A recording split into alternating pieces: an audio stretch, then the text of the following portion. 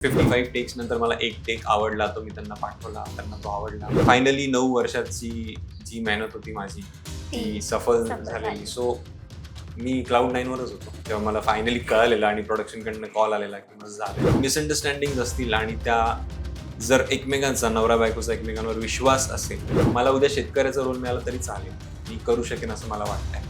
So आज जे मी काय करतो त्यापेक्षा डिफरंट पोलीस ऑफिसर म्हणा. नमस्कार, मी सीमा कांबळे, टेलीचक्र रिजनलमध्ये मी तुमचं स्वागत करते. आणि आज आपल्यासोबत गप्पांसाठी एक अशी व्यक्ती आहे जिला आपण सगळेच ओळखतो. हुकुमाची राणी या मालिकेमध्ये इंद्रजित महाडिक हे पात्र साकारणारे आपल्या सर्वांचे लाडके कलाकार म्हणजेच अक्षय पाटील. नमस्कार. कसे आहात तुम्ही? मी मस्त. तू कशी आणि टेलीचक्र रिजनलमध्ये तुमचं खूप खूप स्वागत आहे. थँक्यू. मालिकेबद्दल तर आपण जाणून घेणारच आहोत, पण त्याआधी आम्हाला तुमच्या जर्नीबद्दल जाणून घ्यायचं आहे की तुमचा अभिनय कशा क्षेत्राकडे कसे वळलात आणि सुरुवातीच्या दिवसामध्ये कसं तुम्ही हँडल केलं, स्वतःला मॅनेज केलं? अभिनय क्षेत्राकडे वळण्याचा प्रवास काही असा आहे की मी सुरुवातीला कॉलेजमध्ये असताना नाटक वगैरे या सगळ्या गोष्टी करायचो, बट त्या फक्त पॅशन म्हणून करायचो. मला ऍक्च्युली आर्मी जॉईन करायची होती, सो माझा फोकस आर्मी जॉईन करण्यामागे होता. बट 2-3 वेळा मी ट्राय पण केला आर्मी जॉईन करण्यासाठी. इंटरव्ह्यूजमध्ये फेल झालो. मग ऍक्टिंग हे पॅशन होतंच माझं सुरुवातीपासून. मग थिएटर करणं वगैरे सुरू केलं कॉलेज झाल्यानंतर.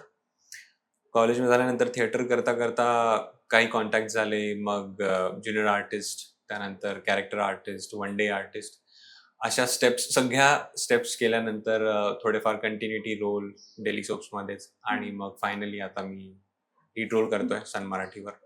अशी एक शॉर्ट जर्नी आहे माझी.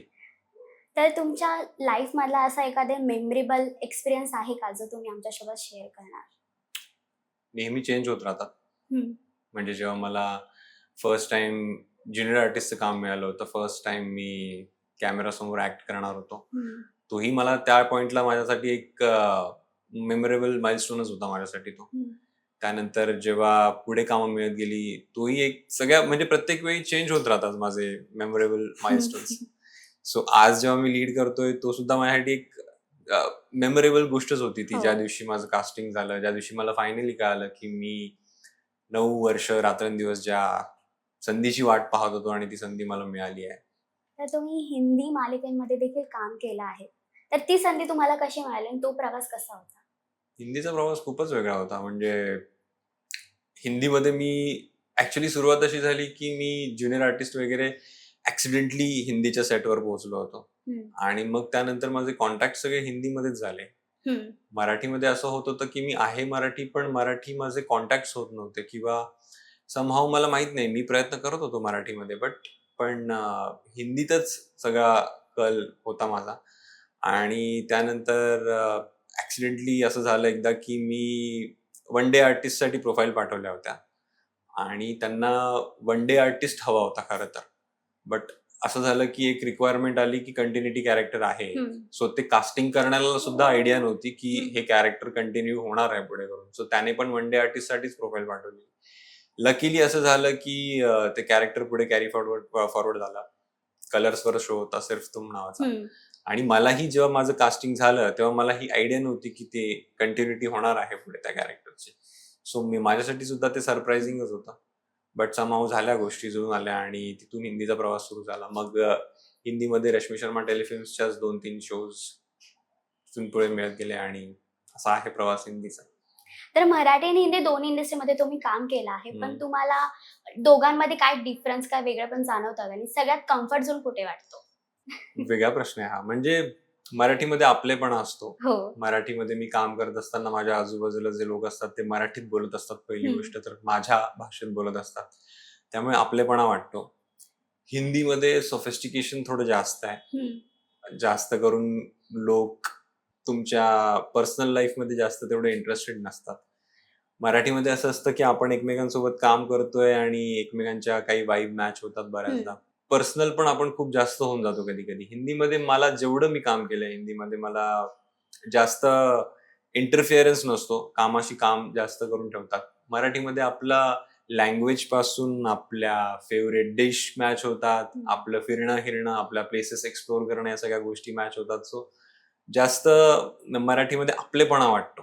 हिंदीमध्ये तो तसा फारसा वाटत नाही, बिकॉज मी जिथे काम करतोय तिथे माझ्या भाषेत बोलणारी लोक कमी असतात किंवा त्यांना माझी पद्धत, माझं कल्चर वेगळं असतं. हिंदीमध्ये काम करत असताना पूर्ण भारतातनं कोणी, आता मी एका हिंदी शो मध्ये काम करतोय, तिथे कोणी लखनौवरनं आलाय, कोणी MP वरनं आलाय, कोणी दिल्लीवरनं आलाय.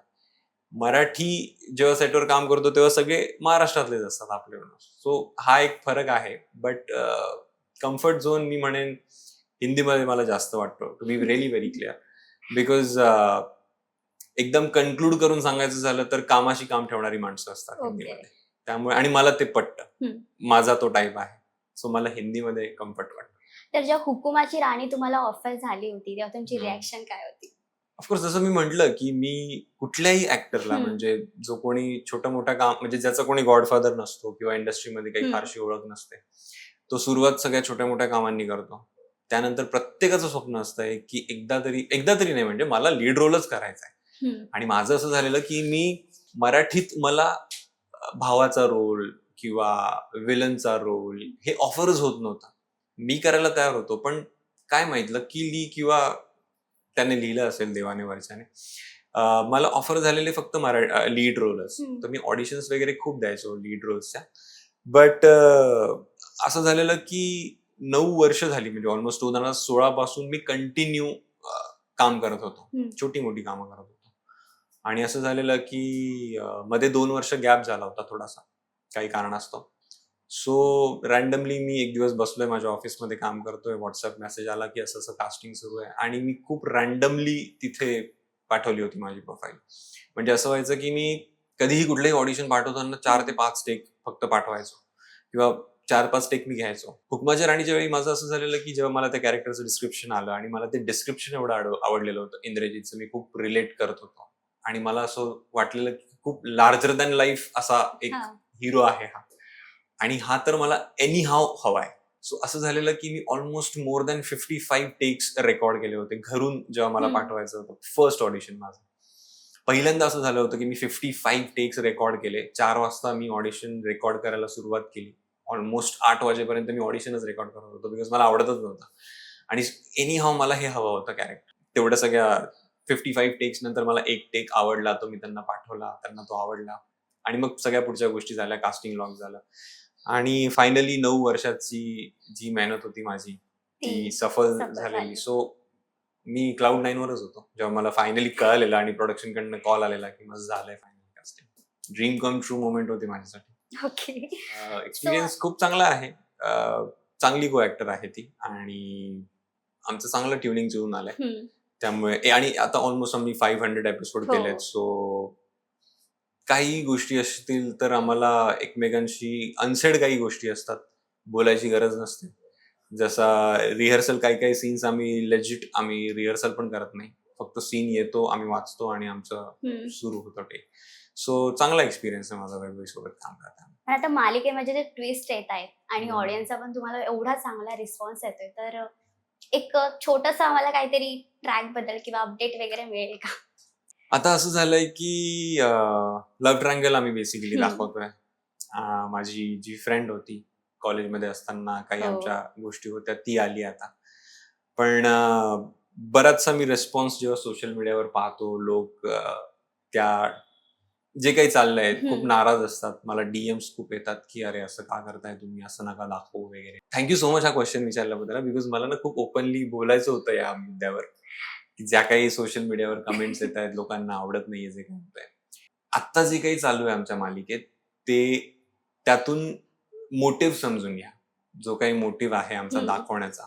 एकतर पहिली गोष्ट, जे काही मालिकेत दाखवलं जातं ते समाजातलंच चित्र आहे. या गोष्टी समाजात घडत असतात त्याच थोड्या वेगळ्या आणि थोडा मिरची मसाला लावून दाखवायचं असतं आम्हाला, बिकॉज एकदम ओजी आम्ही दाखवलं तर ते कदाचित बोर होईल. सो थोडासा मिरची मसाला लावून आम्ही समाजात जे काही घडत असतं तेच दाखवत असतो. पण ते दाखवण्यामागे आमचा मोटिव्ह हाच आहे की इतक्या सगळ्या गोष्टी घडत असताना सुद्धा राणी इंद्राचा बॉन्ड जो आहे तो किती स्ट्रॉंग आहे, आणि विश्वास जर असेल नात्यात तर ते नातं कधीच नाही तुटू शकत. आज आपण बघतो की डिव्होर्स केसेस वाढलेल्या आहेत खूप, आणि कुठेतरी कारण जे आम्ही दाखवतोय आमच्या मालिकेत ते कारण कुठेतरी असतं बऱ्याचदा. बट मिसअंडरस्टँडिंग असतील आणि त्या जर एकमेकांचा, नवरा बायकोचा एकमेकांवर विश्वास असेल तर ते नातं किती घट्ट बनू शकतं आणि कुठलीही वाईट शक्ती किंवा वाईट ताकद आपण म्हणू शकतो त्या नात्याला नाही तोडू शकत. हाच मोटिव्ह आहे आमचा दाखवण्यामागचा. सो तुम्ही मोटिव्ह समजून घ्या. बाकी ट्रॅक्स येतात जातात, वेगवेगळ्या गोष्टी आम्हाला ट्राय करून दाखवायच्या असतात. काही गोष्टी कधी वर्क होतात, काही नाही होत. बट मोटिव्ह क्लिअर आहे की नात्यात विश्वास हवा. ओके. तर टेलिव्हिजन रिलेटेड आता OTT प्लॅटफॉर्म देखील आहेत आपल्याकडे. तर त्यामध्ये कधी तुम्हाला संधी मिळाली आहे का? आणि जर भविष्यामध्ये मिळाली तर कोणता ड्रीम रोल असा तुम्हाला करायला आवडेल? अजूनपर्यंत संधी मिळाली नाहीये. जर कोणी बघत असेल तर त्यांना मी सांगू इच्छितो की मला खरंच खूप आवडेल आणि OTT हा एक चांगला प्लॅटफॉर्म आहे. असं म्हणायला हरकत नाही की काळाची गरज आहे. अपडेट होत चालल्यात गोष्टी. सो कुठलाच मला असं वाटतं क्वचित असे ऍक्टर भेटतील तुम्हाला ज्यांना OTT करण्यात इंटरेस्ट नाहीये. मला खूप इंटरेस्ट आहे. आणि जर कॅरेक्टर सांगायचं झालं तर मला आत्ता जे मी काही करतोय ते सोडून जे काही असेल ते करायला आवडेल. बिकॉज यु नो वॉट, तुम्ही जेव्हा डेली सोप करता तेव्हा एक कॅरेक्टर तुम्ही 400-500 एपिसोड, आज 1.5 वर्ष झाले मी एकच कॅरेक्टर जगतोय. सो कधी कधी ती भीती असते टाईपकास्ट होण्याची की मला पुढे ह्याच प्रकारचे कॅरेक्टर्स येतील. बिकॉज जे कोणी लोक बघतात त्यांना असं वाटेल की हे परफेक्ट करतोय. सो मला फक्त एवढंच म्हणायचंय की मला वर्सटाईल रोल करायला आवडतात. सो आज जरी मी एका इंडस्ट्रियलिस्टचा रोल करतोय, मला उद्या शेतकऱ्याचा रोल मिळाला तरी चालेल, मी करू शकेन असं मला वाटतंय. सो आज जे मी काय करतोय त्यापेक्षा डिफरंट, पोलीस ऑफिसर म्हणा, आर्मी ऑफिसर, जे माझं ड्रीम होतं एका टाइमला. सो ते जर मला या माध्यमातून जगायला मिळालं तर मला खूप आवडेल. आणि आता मराठी, हिंदी दोन्ही इंडस्ट्रीमध्येच रियालिटी शो तर खूपच आहे. तुम्हाला कधी रियालिटी शो बद्दल संधी आली आहे का? आणि जर Reality show- भविष्यात आली तर कोणत्या रियालिटी शोचा पार्ट बनायला तुम्हाला जास्त आवडेल? रियालिटी शो बद्दल ऍक्च्युली असं आहे की आता तर मी डेली सोप करतोय ऍज ऑफ नाव.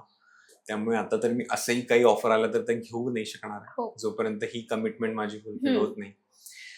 आणि रियालिटी शोज माझं पर्सनली माझं मत तसं नाहीये. बिकॉज जे काही दाखवलं जातं रियालिटी शोज मध्ये तसा मी नाहीये पर्सनल लाईफमध्ये. म्हणजे मी जस्ट बिकॉज काहीतरी मिरची मसाला मिळावा किंवा TRP मिळावा म्हणून जे मी नाहीये तसं प्रिटेंड नाही करू शकत. मला फेक नाही वागता येणार. मी असं म्हणत नाही की रियालिटी शोज मध्ये सगळे फेक वागतात, बट काही रियालिटी शोज मध्ये खूप जास्त करून ओव्हर रिॲक्ट केलं जातं फुटेजसाठी किंवा तसं. ते मला नाही जमत. म्हणजे नॉर्मल इव्हेंट जरी असतील चॅनलचे, तिथे सुद्धा मी नॉर्मल खूप असतो. मला फुटेजसाठी किंवा माझा स्क्रीन टाइम वाढावा म्हणून काही करण्याच्या गोष्टींमध्ये अजिबात इंटरेस्ट नसतो. सो रियालिटी शोज पासून मी ऍज ऑफ नाव माझी मेंटॅलिटी तरी अशीच आहे की मी थोडं लांबच आहे. मला माझ्या ऍक्टिंगवर फोकस करायचं आहे, ऍक्टिंग रिलेटेड काम करायची. तर एक ऍक्टर म्हणून काही नवीन गोष्टी तुम्हाला ट्राय करायला आवडतात का? ऍक्टर म्हणून नेहमीच नवीन गोष्टी ट्राय करत असतो आपण. जेव्हा मी आज एक कॅरेक्टर करतोय, आज जो शो मी करतोय त्यात सुद्धा मला असं वाटतं मी 5-6 वेगवेगळे कॅरेक्टर करून झालेत माझे वेगवेगळ्या ट्रॅकमध्ये. कधी मी 80 वर्षाचा म्हातारा बनलोय, कधी मी जनगणना करणारा एक नॉर्मल व्यक्ती बनलोय, कधी मी मारवाड्याचा रोल केलाय. सो म्हणजे वेशभूषा करून आम्ही वेगवेगळ्या ट्रॅक्सवर काम करत असताना वेगवेगळं कॅरेक्टर जगत असतो. सो ऍक्टर म्हणून तुम्ही नेहमीच काहीतरी वेगळं करत असता. जसं मी आज एक कॅरेक्टर पोर्ट्रे करतोय इंद्रजितचा. इंद्रजितमध्ये आणि माझ्यामध्ये काही साम्य आहेत, बट काही काही गोष्टी अशा आहेत ज्या खूपच वेगळ्या आहेत. म्हणजे मला पटत नाहीत इंद्रजितच्या काही काही गोष्टी, बट ज्या स्क्रिप्टची डिमांड आहे म्हणून कराव्या लागतात कधी कधी. सो एव्हरी डे आम्ही एक वेगळंच आयुष्य जगत असतो ऍज अन ऍक्टर. मालिकेतर्फे किंवा तुमच्यातर्फे आमच्या ऑडियन्सना काय मेसेज देणार? ओके. ऑडियन्सला मला मेसेज हाच द्यायचा आहे की आमची जी मालिका आहे हुकमाची राणी, या मालिकेत आम्ही ऑलमोस्ट 500 एपिसोड आता जस्ट आम्ही नेक्स्ट मंथ कम्प्लीट करणार आहोत. 500 एपिसोड जे तुम्ही प्रेम आजपर्यंत आम्हाला देत आला आहात ते आमच्यापर्यंत नक्की पोहोचतंय आणि आम्ही ते खूप एन्जॉय करतोय आणि ते आम्हाला मोटिवेट करतंय अजून 500 कम्प्लीट करण्यासाठी. त्यामुळे असंच प्रेम देत राहा. ट्रॅक्स येतील जातील, काही ट्रॅक्स तुम्हाला आवडतील, काही ट्रॅक्स तुम्हाला नाही आवडणार, पण आमचा जो मेन मोटिव्ह आहे तुम्हाला एंटरटेन करण्याचा तो सतत कायम राहील. फक्त तुमचं प्रेम जसं आहे तसं तुम्ही दाखवत राहा आणि जे आतापर्यंत मिळत आले त्याबद्दल खूप खूप धन्यवाद. Thank you so much. आणि खूपच छान वाटलं तुमच्यासोबत संवाद साधून. तुम्हाला कसं वाटलं आमच्यासोबत संवाद साधताना? थँक्यू सो मच मला इन्व्हाइट केल्याबद्दल पहिली गोष्ट. आणि खूप कमी चान्सेस मिळतात आम्हाला असं इंटरॅक्ट करण्यासाठी. त्यामुळे एक वेगळा एक्सपिरियन्स असतो हा. आणि खूप छान वाटतं जेव्हा अशा इंटरव्ह्यूज, म्हणजे आमच्या एपिसोड्सवर कमेंट्स येतात, आमचे प्रोमोज जेव्हा येतात त्यावरही कमेंट्स येतात, बट अशा इंटरव्ह्यूजवर जेव्हा काही रिॲक्शन्स येतात, चांगल्या रिॲक्शन्स येतात, त्या जाणून घ्यायला, ऐकायला, वाचायला खूप छान वाटतं. त्यामुळे थँक्यू सो मच, तुम्ही आज मला बोलवलं. Thank you so much. थँक्यू.